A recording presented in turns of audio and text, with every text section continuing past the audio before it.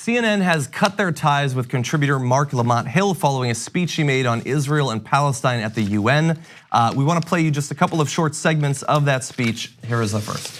I am profoundly interested in the plight of the Palestinian people, as well as the broader ethical, moral, and political implications of their struggle for freedom and justice, as well as equality. The Great Catastrophe in May 1948, they resulted in the expulsion, murder, and to date, permanent dislocation of more than 1 million Palestinians. For every minute that the global community has articulated a clear and lucid framework for human rights, the Palestinian people have been deprived of the most fundamental of them. While the Universal Declaration for Human Rights says that all people are, quote, born free and equal in dignity and rights, the Israeli nation state continues to restrict freedom and undermine equality for Palestinian citizens of Israel, as well as those in the West Bank and Gaza. At the current moment, there are more than 60 Israeli laws that deny Palestinians access to full citizenship rights, simply because they're not Jewish. From housing to education to family reunification, it is clear that any freedoms naturally endowed to all human beings are actively being stripped away from Palestinians through Israeli statecraft. Now I want to turn to the section of the speech that some of the pushback against Marc Lamont Hill came from, and that is in this section. We have an opportunity to not just offer solidarity in words, but to commit to political action, grassroots action, local action, and international action that will give us what justice requires. And that is a free Palestine from the river to the sea. So Marc Lamont Hill gave that speech to the UN. A CNN spokesperson confirmed that Hill is no longer under contract. The network did not give a reason for that, but the move comes amid objections to Hill's speech by the Anti-Defamation League and other groups. We have a quote from Sharon Nazarian of the ADL saying, "Those calling for from the river to the sea are calling for an end to the state of Israel," adding that the annual event at the UN promotes divisiveness and hate. Now we have a number of tweets that we can get to from Marc Lamont Hill responding to that. We'll hold off on just a second, but I believe that you actually know Marc Lamont Hill. I do know Marc. Okay. I do know Marc pretty well, and I was part of the delegation he talks about in this UN speech that went to Palestine in January 2015, and he subsequently went back multiple times, and this is actually now a part of his academic research. He's at Temple University in the field of anthropology. He's a full professor.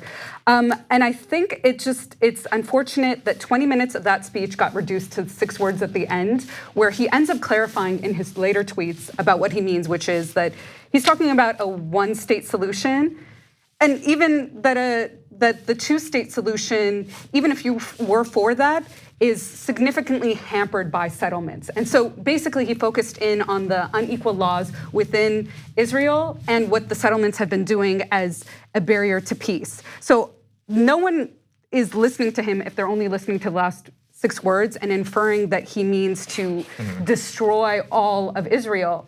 And I would ask why, one, that the ADL gets to be the only speaker on this. Even another CNN contributor, Peter Beinart, has written a critique around how the ADL responds to moral crises in the US, but acts very differently in Israel, calling it a moral schizophrenia.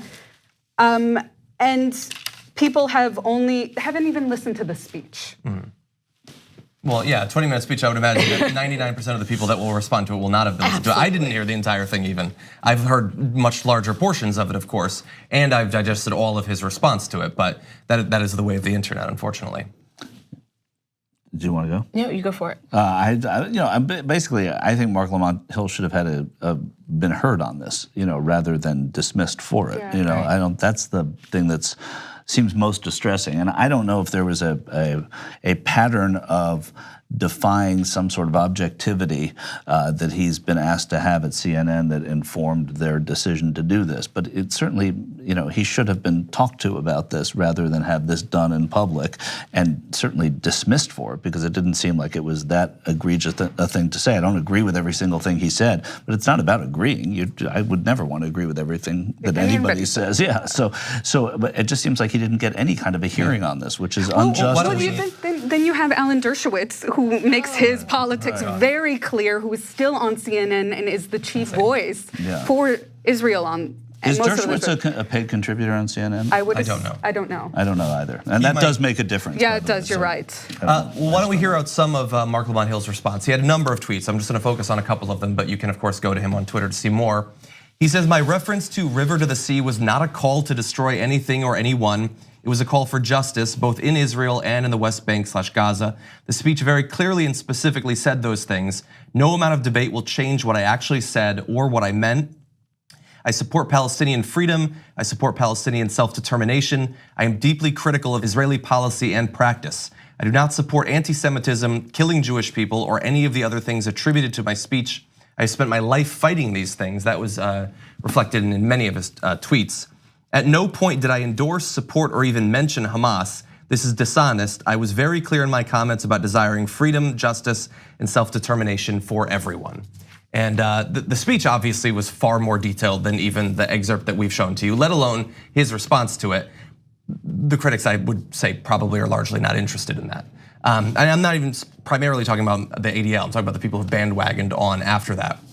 To be dismissed without any reasoning being given, refusing to answer questions, that is incredibly suspicious. It's, I would say, cowardly of CNN to not be willing to say, if that is the reason that you're doing it, then stand by it and let people respond to it. And then they can decide whether they want to continue to support CNN, if that's the standard that's being used. Well, I mean, the people that are allowed to be contributors on, I'm not saying just CNN, but MSNBC as well, Jeffrey Lord was a contributor for a year and a half. He's a guy that said that the liberal, his reconstructions of history to try to make it seem as if liberals have been behind everything bad in history.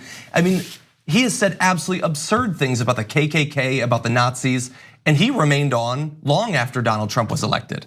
Well, and also very disingenuous to decry a censorship by the White House on their reporters and try to shore up support for opposing the White House for banning their reporters, not just with Acosta, but this past summer with Caitlin, I forgot her name.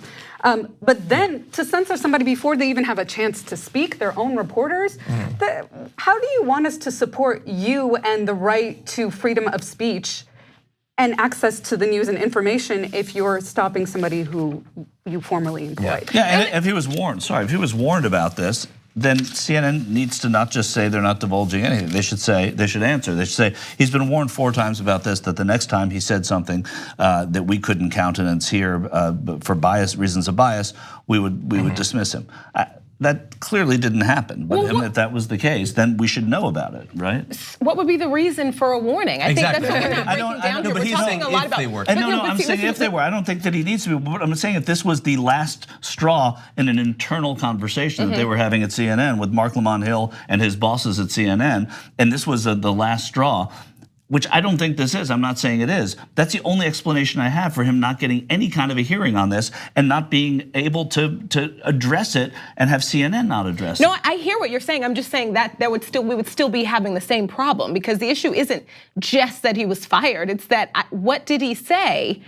What he said is being twisted and just being, it's totally like, this is what he said, and then this is what everyone's saying that he said, and that's the problem here. Right.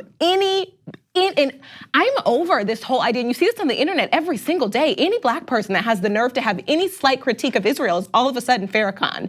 And I'm so over that. And his voice on CNN, it's just a strong, powerful, intelligent voice when it comes to a lot of racial issues in America. When we're talking about politics and all other things, and now all of a sudden that's just gone, because we do this thing where if you speak out for Palestinians, that's anti-Semitic, and I'm still so confused about that and how that matches Whether up. You could be anti-Israel and that means you're anti-Semitic. That's the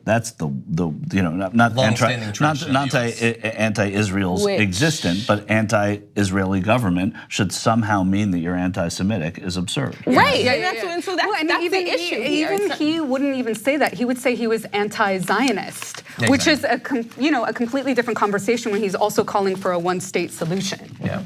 And I will say, although far less important than what CNN or the people who are firing contributors for stuff like this think, we hear a lot on Twitter and on the internet about people that supposedly are defenders of free speech, the intellectual dark web and all that BS. Yeah, man, they really care about free speech sometimes for some people, very personal preference for free speech. I hope that I'm wrong. I hope that some of those bozos and clowns have already come out in support of Marc Lamont Hill.